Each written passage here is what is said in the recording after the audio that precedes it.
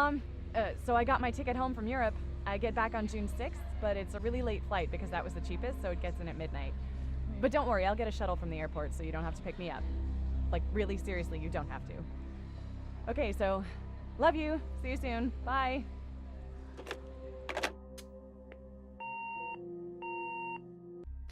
What you saw right there was the opening of the game, and that is all the backstory and setup given to the player to start this beautifully artistic, narrative-driven game. And if they had given anything more, it'd have been too much. At the start of the game, you're presented with an image of the game's very basic control scheme. However, Gone Home is a very customizable game. The developers at Fulbright added lots of different settings and modifications that you can change before you start the game in order to become fully immersed.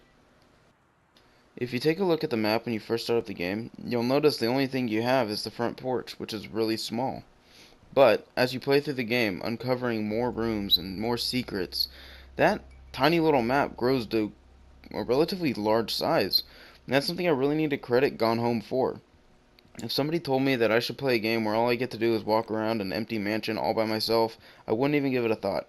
However, the way that Fulbright made this house feel so dense and lived in, I couldn't help myself from wanting to explore every nook and cranny to find everything that I can interact with or read. And that's quite the task in this game, seeing as though just about everything in the house is interactable. The cool part is that almost every single thing that you can touch and hold and move around and read, all of those things lend more information about the family's background and normal day-to-day life. It really gave me a reason to push to adventure.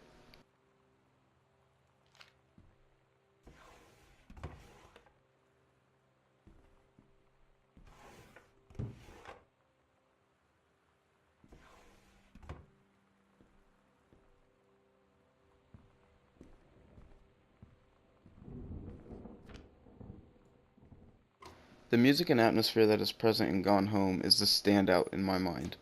Every time you read a piece of paper that unlocks a journal entry, a beautiful chime plays and it makes you feel like you've earned or achieved something great. And as the game goes on, that same chime, it changes as you find out more of the story, which adds more emotion to the game. On top of that, the general tone that Gone Home has is one of a horror game. The thunderous storm outside, the dark rooms, flickering lights, and creaking floors make you feel on edge at all times, and that really heightened the intensity of the story for me.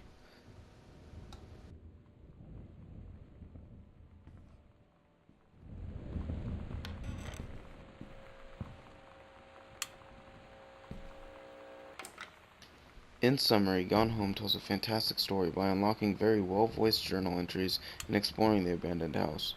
And with the amazing tone and well-designed map, the house feels very real and lived in, and everything from boxes of books that didn't sell to an old whiskey bottle gives a player insight into the lives of the family that lived there once before. I just wish that they would have spiced up the controls a little bit more instead of using the general move and grab scheme that they did. However, Gone Home easily earns itself a fantastic score of 9.5. For my full playthrough of Gone Home and many other Let's Plays and reviews to come, subscribe right here to John's Game Room.